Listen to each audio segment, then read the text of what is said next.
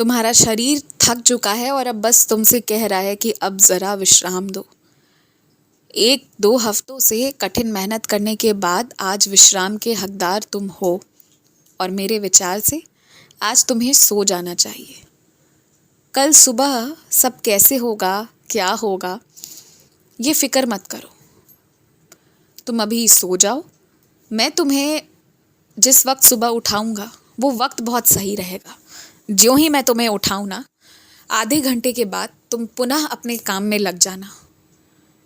और एक बात पता है तुम्हें, ये आशीर्वाद है तुम्हारे पास कि तुम जब किसी चीज़ के बारे में सोचते हो तो उसका समाधान तुम्हारे समक्ष निकल कर अगली सुबह आ जाता है। और इसी रूप में तो मैं तुम्हारे पास आता हूँ। तो घबराए बिना आज अपने शरीर को आराम दो और निश्चिंत होकर आज तुम सो जाओ।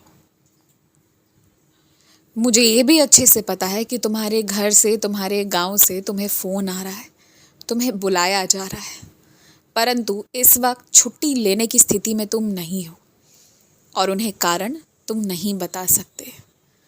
ऐसी असमंजस की स्थिति में जब पहुंच गए हो, इतने आगे तक आ गए हो ना, तो कुछ दिन और जहां रुके हो वहां रुक जाओ। जिस परेशानी से गुजर रहे हो उसका समाधान गुरुवार आते आते तक हो जाएगा। तुम लगे रहो अभी, और घर वालों से भी ना 1 से 2 हफ्तों का मोहलत और मांग लो। और एक बात कहूँ, आगे भविष्य में ध्यान रखना कि सिर्फ अच्छे दोस्त बनाओगे तुम। अच्छे दोस्त की पहचान कैसे होगी, वो तो रहते रहते ही होगी, लेकिन कुल मिलाकर ना जो आचरण अच्छा रखता हो, जो सबका सम्मान करता हो, ये एक अच्छाई का बहुत बड़ा निशान होता है। तो इस तरह के लोगों से मित्रता रखो, अच्छे लोगों से ही मित्रता रखो।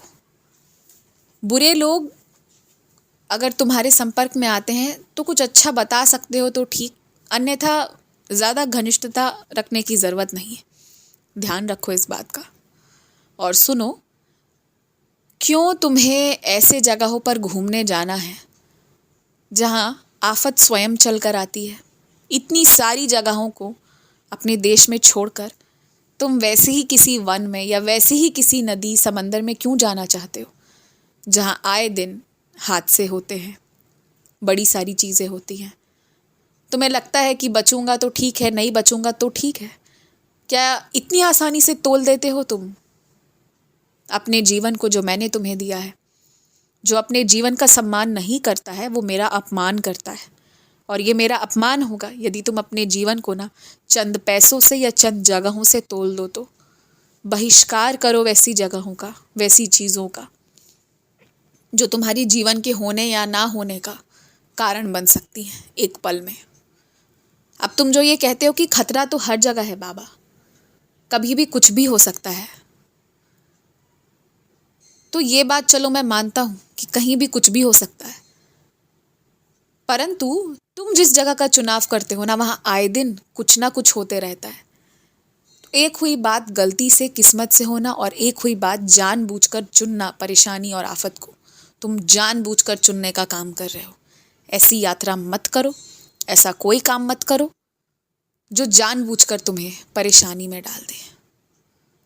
यहाँ तक कि तुम किसी नदी का, किसी भी चीज़ का सम्मान करते हो तो सम्मान करो, परंतु जब तक पूरी जानकारी नहीं हो ना, आधे अधूरे में कहीं भी कूद मत जाओ, कोई भी चीज़ करने मत लग जाओ। अब कोई नौसिखिया तैराक उतर जाए गंगा मैया की गोद में तैरने के लिए तो क्या होगा उसका? वही बात है, अपने विवेक से काम लो। जानबूझकर परेशानी, आफत को अपने जीवन में बुलावा मत दो, वो मेरा अपमान है, और मुझे लगता है कि तुम मेरा अपमान तो नहीं ही करोगे। खुश रहो, सो जाओ।